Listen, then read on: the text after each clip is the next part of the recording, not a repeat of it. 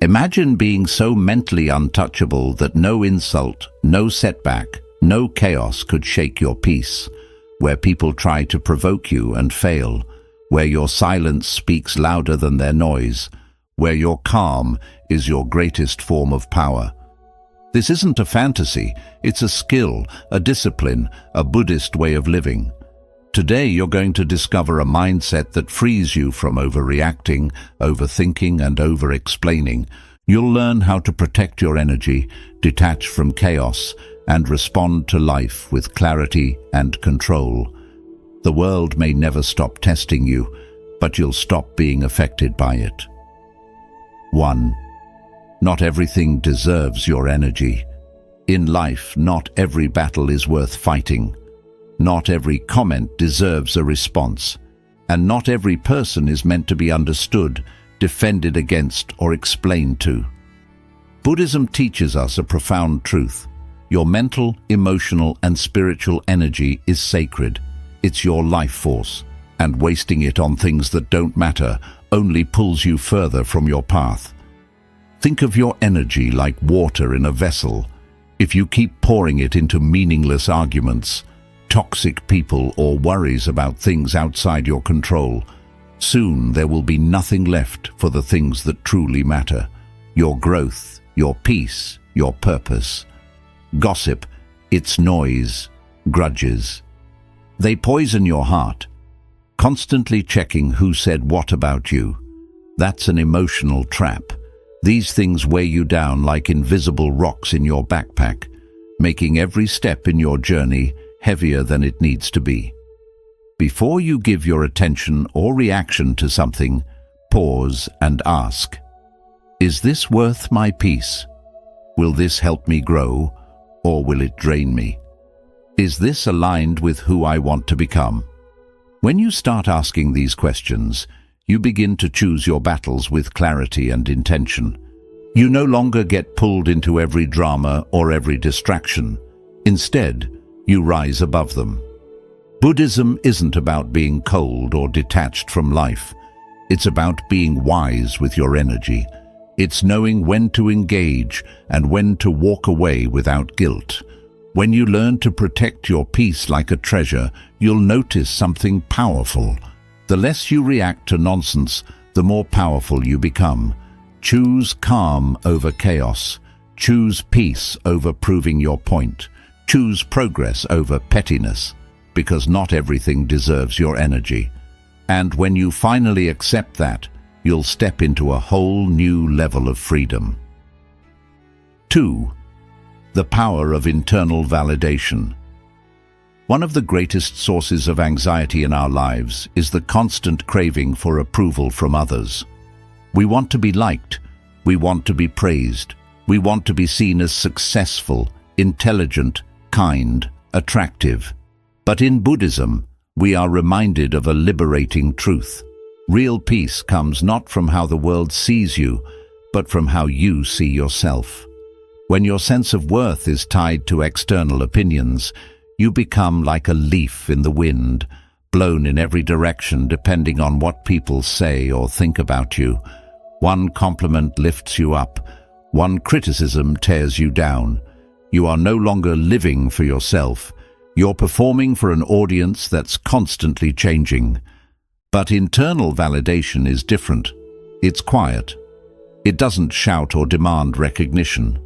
It comes from knowing who you are, what you value, and what path you're walking. It's the ability to say, I am proud of how I handled that. Or, I showed up with honesty and kindness, and that's enough. The Buddha never sought applause. He lived in truth, and that truth was its own reward. Similarly, when you align your actions with your core values, compassion, integrity, mindfulness, you no longer need others to tell you that you're doing well. You know it. So how do you build internal validation? You reflect, you meditate, you journal. At the end of the day, you don't ask, did they like me? Instead, you ask, did I act with wisdom? Did I stay true to myself? Did I grow even a little? The more you practice this, the less you'll chase external rewards. The likes, the compliments, the praise, they'll feel nice, but they won't define you. And the criticism, it won't destroy you, because your foundation is rooted in self-knowledge. When you start validating yourself from within, something amazing happens. You stop needing the world's permission to feel good about who you are. You stop performing and start living. That's real freedom, and that's where unshakable peace begins. 3. Respond. Never react. Life is full of unexpected moments. An insult you didn't see coming, a comment that rubs you the wrong way, a situation that instantly triggers frustration, anger, or fear. Most people react automatically. Someone says something rude and they snap back. A problem arises and they panic. But in Buddhism, there is a higher way. Don't react, respond. What's the difference? A reaction is immediate. It comes from emotion, not wisdom. It's often defensive, impulsive, and based on fear or ego. A response, on the other hand, is conscious. It's thoughtful. It creates space between what happened and how you choose to deal with it. Buddha taught that between stimulus and response, there is a sacred pause, a gap where you can choose how to act. And in that pause lies your power. Most suffering in life comes from losing that pause and letting your emotions drive the wheel. Let's say someone insults you. A reaction would be to yell back, defend yourself, or take it personally. But a response would be to breathe, observe the feeling rise within you, and ask, is this really about me, or is this person just suffering too? Will replying with anger serve me, or will silence speak louder? That moment of reflection changes everything. It doesn't mean you suppress your feelings.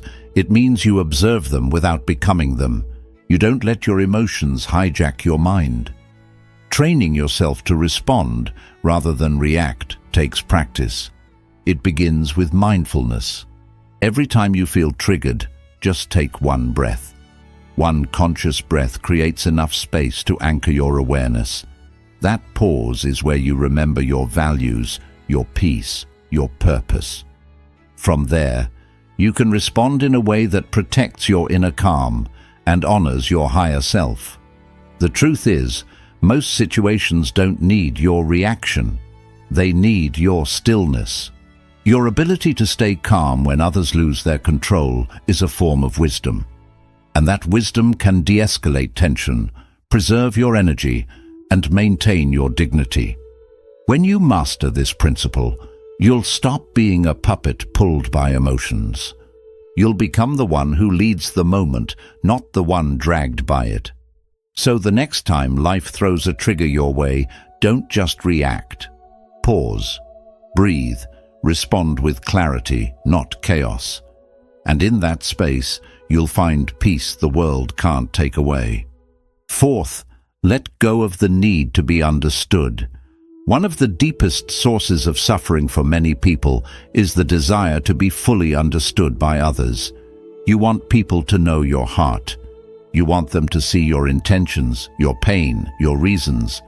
But in Buddhism, we learn that clinging to this need for validation and understanding can trap you in unnecessary frustration and emotional turmoil. Here's the truth. Not everyone will understand you. Not everyone is meant to. People see the world through their own filters, through their wounds, their beliefs, their assumptions. Even when you speak your truth with clarity and sincerity, someone else might still twist it, reject it, or ignore it entirely. And when you attach your peace to whether or not someone understands you, you give them power over your emotional state. You become a prisoner of their perception. You try harder to explain, to prove, to justify. You replay conversations in your mind, wondering what you could have said differently. But all of that is a distraction from your true path. Buddhism teaches us to release attachments, and one of the most powerful attachments to let go of is the attachment to being seen accurately by others. Letting go doesn't mean you stop communicating or caring. It means you stop suffering when others don't get it. You understand that your peace doesn't depend on their approval. You stop needing to prove yourself. You stop explaining yourself to those who are committed to misunderstanding you. Here's a simple yet freeing truth. You know your heart. You know your intentions. You know your path. That's enough. When you let go of the need to be understood, you step into a beautiful kind of freedom. You stop chasing external clarity and start cultivating internal clarity. You begin living more authentically without needing to edit yourself for others' comfort. Practice this. When someone misunderstands you, don't rush to fix it. Ask yourself, do I really need to be understood by this person to live in peace? Most of the time the answer will be no. Smile, breathe, wish them well and keep moving. This detachment is not coldness, it's wisdom. It's knowing that the right people, the ones who truly see you, won't need endless explanations. And the ones who refuse to see you clearly, no explanation will ever be enough. So free yourself, live in your truth. Let your actions speak louder than your words. And remember, peace doesn't come from being understood. It comes from understanding yourself. 5. Master the art of emotional detachment. Emotions are natural. You're human. You will feel hurt, angry, disappointed, frustrated, even heartbroken at times. Buddhism doesn't ask you to deny or suppress these feelings. Instead, it offers you a deeper path to feel fully without becoming consumed. This is the art of emotional detachment, a form of inner mastery that allows you to experience life with openness while keeping your inner peace intact. Detachment does not mean you stop caring. It does not mean apathy or indifference. It means you learn to observe your emotions rather than being controlled by them. Like watching a river flow, you see the emotion, you recognize it, but you do not jump in and get swept away. This is the essence of Buddhist mindfulness, being present with your emotions without identifying with them. For example, when someone says something hurtful, your first instinct may be to feel anger or pain. But if you've trained your mind, you'll notice that emotion arises like a wave, and instead of immediately reacting or internalizing it, you create space. You might say to yourself, "This is anger. I see it. I feel it, but I am not it." That space between feeling and reaction, that's where your power is born. This practice is especially helpful in relationships. When people disappoint you, misunderstand you, or even betray you, emotional detachment gives you the clarity to respond with wisdom rather than hurt. It allows you to care deeply without clinging, to love but not lose yourself, to let go but not collapse. In Buddhism, attachment is considered a root cause of suffering. When you cling to emotions, holding on to joy, resisting sadness, obsessing over someone's words, you create mental tension. But when you observe emotions like clouds passing through the sky, you learn that they are impermanent. They come and go. No emotion, no matter how intense, is final. Training emotional detachment takes daily practice. Meditation is one of the most powerful tools. Sit quietly. Focus on your breath. When a feeling arises, don't fight it. Just label it. This is sadness. This is anxiety. This is craving. You'll notice that naming the emotion helps to neutralize its grip. Over time, you'll develop an inner stillness that remains untouched, even in the stormiest emotional weather. Detachment also means not making your identity dependent on how you feel. You are not your emotions. You are the awareness behind them. That simple realization can transform how you move through life. Emotional detachment isn't about being distant. It's about being deeply connected to yourself first. When you know how to center your own energy, you stop expecting others to do it for you. You stop needing constant reassurance because you've built a sanctuary within. So the next time your emotions feel overwhelming, take a breath. Remind yourself, this is a moment. It will pass. I don't need to hold on. I can feel and still let go. When you master the art of emotional detachment, you become calm without being cold, strong without being rigid, and compassionate without being consumed. That's true freedom. That's unshakable peace. 6. Your peace is your responsibility. One of the most life-changing lessons in Buddhism and in personal growth as a whole is this: your peace is not anyone else's job, it is yours.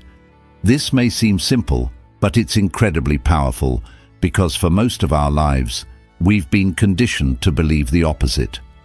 We think we'll feel at peace when other people treat us right, when situations go our way, when the world aligns with our expectations. But this belief puts your inner world into the hands of forces you can't control. Buddhism turns this belief inside out. It teaches you that the path to freedom begins when you stop outsourcing your peace and take full ownership of your mental state. Peace is not something to wait for. It's something you create, moment by moment, thought by thought, breath by breath. Think about it. If your peace depends on someone else never upsetting you, you've already given them the power to control your mood. If your calm depends on everything going exactly as planned, you'll be disturbed by even the smallest inconvenience. But if you begin to see peace as your inner discipline, something you build and protect like a sacred garden, then no one and nothing can steal it from you. So how do you start taking responsibility for your peace? First, by understanding that peace is a daily practice, not a one-time achievement. It's not something you get once and keep forever. It's something you return to over and over, especially when life feels chaotic. You choose it like a warrior chooses stillness before battle. Begin each day with intention. Even 5 minutes of silent meditation can set the tone for how you respond to life. During that silence, tell yourself, I will not hand over my peace today. I will not give the keys of my mind to anyone else.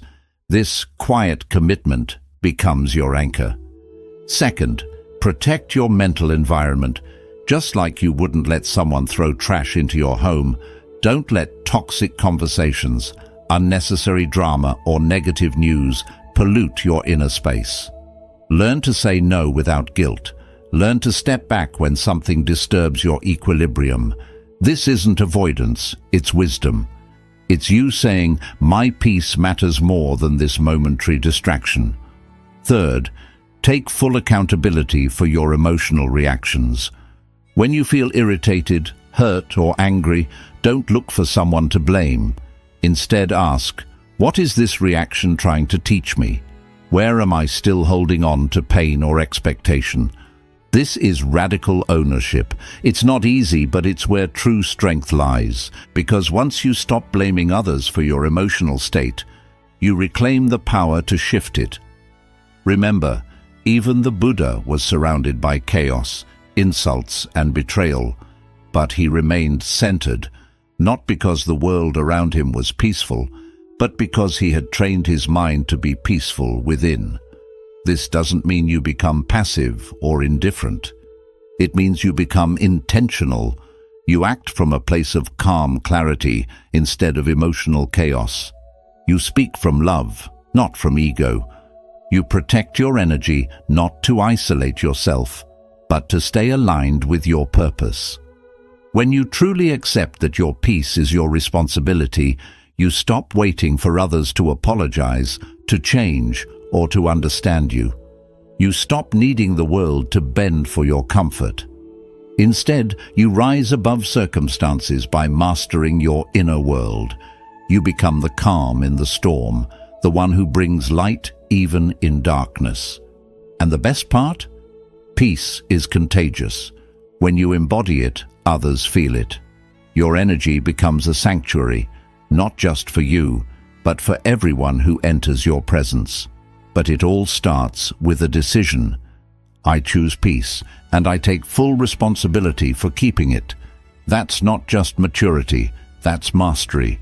And in that mastery, you'll discover that the most powerful kind of peace is the kind no one can take away. 7. Remind yourself of the bigger picture. It's easy to get lost in the moment, annoyed by a comment, hurt by someone's misunderstanding, frustrated by a delay, or weighed down by the small daily troubles of life. But Buddhism shows us a powerful practice to step back and remind ourselves of the bigger picture. What upsets us today often won't matter in a week, a year, or even a lifetime. Peace is found in the bigger view. It's where you realize that most of what disturbs you is temporary and often unimportant in the wider flow of your life.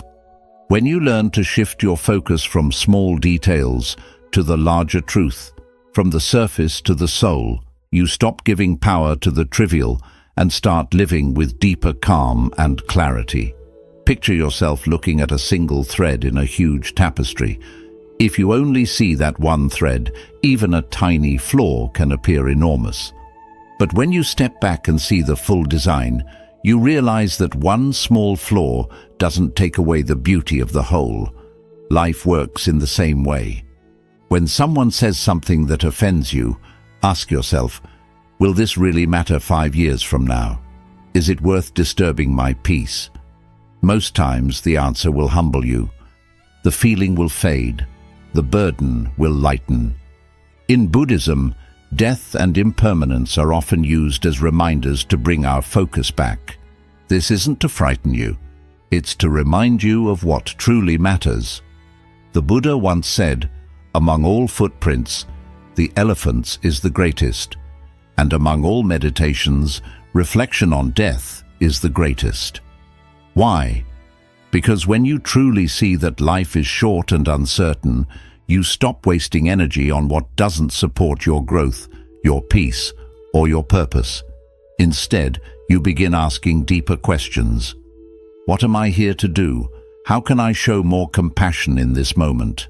Am I living in line with my higher self, or just reacting from my lower self? These questions lift you out of small thinking and bring you back to your true essence. The bigger picture also reminds you that everyone is carrying their own struggles. The person who snapped at you might be grieving. The one who ignored you may be lost in their own self-doubt. Everyone acts from the level of awareness they have, just like you do. When you remember this, you shift from judgment to compassion, from irritation to understanding. Another simple way to return to the bigger picture is through daily reflection or journaling. Each evening, ask yourself, what truly mattered today?